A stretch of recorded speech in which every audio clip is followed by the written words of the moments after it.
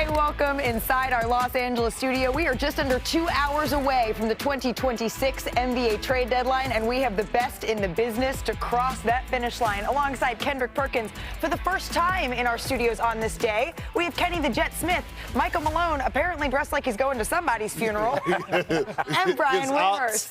He might be going to a black tie. Yeah, black tie. you never Spend the know. night here. Well, there's some big questions that's going to be answered today, and Michael Malone has a big suit to do it. I'm Malika Anders, and we will be with you for the next 4 hours. But Kendrick Perkins, what was the biggest question heading into today's deadline? Giannis. Yep, Giannis. The biggest question was what is going to happen with Giannis Antetokounmpo. And Brian, this is what Giannis posted on social media, on Instagram. He said, quote, "No pencil, but I'm still drawing all the attention." You read the tea leaves better than anybody. He likes a little bit of attention, and I got bad news for him. He's going to have attention for a lot more months. Well, you know Shams Charania has and will continue to keep us informed every single step of the way. So, Shams, with less than 2 hours until the deadline, my friend, what is the latest on the Bucks and Giannis's plans? Malika, sources tell me the Milwaukee Bucks have started to indicate to teams that they are keeping Giannis Antetokounmpo through the trade deadline, through the remainder of the season. And my understanding is Giannis has communicated to the Bucks for months now that he believes the time is now for these sides to part ways, and that essentially led and forced the Bucks to at least listen to calls, listen to aggressive trade pursuits, and exchange concepts with teams. These sides engaged, but they never progressed to even close on a deal over the last few days, and now they're pushing this to the second half of the season, to the offseason. The Bucks have the rest of the season now with Giannis, but teams involved believe that the Bucks might truly feel that they can potentially build a contender around Giannis this summer and get him back on board to being there this summer. And so that is the one thing to keep an eye on here. The Bucks genuinely believe that they can try to build a contender around Giannis in the offseason once again. So now, in October 1, that's an interesting period to monitor. He's extension eligible. All right, Shams, thank you very much. It is only February, and yet somehow it feels like the summer of Giannis is already beginning. We'll continue to check in with you as this show continues over the next couple of hours. He's staying put, Kenny. Well, I'm laughing because the Bucks feel that they can potentially build. So does every other team that called. That's why everybody's calling about him. He's one of the top 5 players in basketball. If you put the right pieces around him, he's already proven that he can win a championship, and he's already proven that he would be all in. Yes, he can win a championship, but today is like a special. I don't remember in our era, Coach. It's games used to be played. I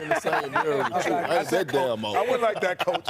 This would be the same day, we would be on a layup line. And I remember my first time ever being in trade Conversations? I wore a watch. Okay. On the layup line. And you kept checking? I was checking to see the time, and I was like, if I get traded, if they pull me off this layup line, and when 8:01 hit, you're like, I took the watch off and I went into the layup. Well, so Giannis is going to be keeping that watch on, and I guess the question becomes, what's next here, Brian? You can't get what you don't ask for. You can't always get. So if Giannis wanted to 100% be traded by today, and he wanted to be traded to a certain spot, he should have just said exactly that. I want to be traded to Miami, New York, Golden State. You think they would have traded him to the same conference? I think if he had come out and said, this is where I want to go and it's the only place I will extend, he would have gotten it done. He soft-played it, and now the Bucks have taken command. And the reason that the Bucks have taken command is, tactically, the correct decision is to wait until summer. In summer, teams can offer more picks. You have a better opportunity of knowing where other teams' picks are going to be.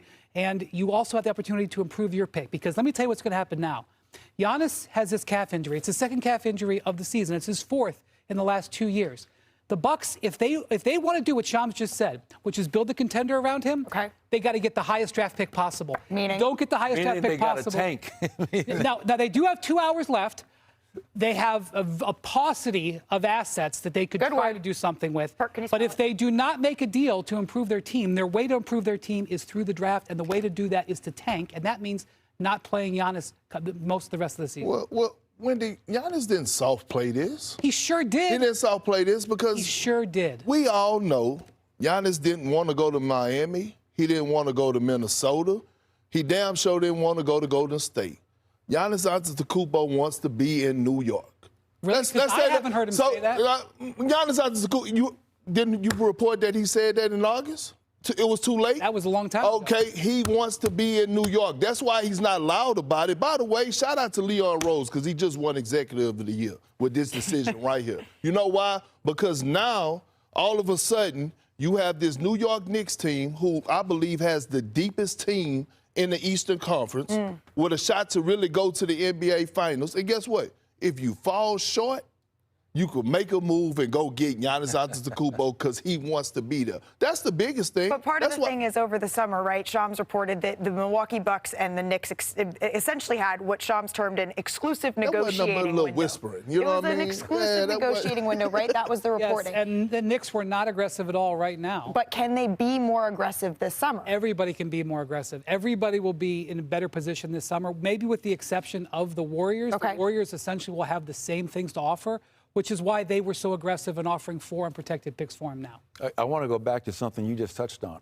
So Giannis is staying put. They want to get the best position possible in the upcoming draft, which is loaded. So how does Doc Rivers and John Horst tell Giannis, listen, we want you to take your time, get healthy, and when you do come back, we all know Giannis is a competitor. He wants to play. We don't want you to play. That is a really slippery slope. Would you tell him that? That's a hard conversation. He's wired in a certain way, Malik, where he's a competitor. He wants to play. He wants to compete. And if he's in Milwaukee, he wants to NBA teams do that? I didn't know they tanked. You know they did. That's such a surprise. If it indeed is their position to look, if they want to just mess around and finish 12th or 9th or something, then they can bring him back. They could make a trade for another player here in the next hour and a half that maybe got them an extra win or two. But that's not actually, that's not going to keep you Giannis. The only way you're getting Giannis is if you're getting a top 4 pick. Well, you can trade that pick or say, I'm going to draft somebody. Well, 2 things. I hope the league watched the Bucks closely because if Giannis is healthy and the millions But he's of not healthy. Hold on. When he is, he said 4 to 6 weeks. So eventually, he said. Dr. Giannis. He said 4 You know what? They didn't say anything. Okay, they I know. said no timeline. I know that. But what I'm saying is, if Giannis says he wants to come back and play, then don't do a disservice to the million of NBA fans out there that want to watch Giannis. That's number one.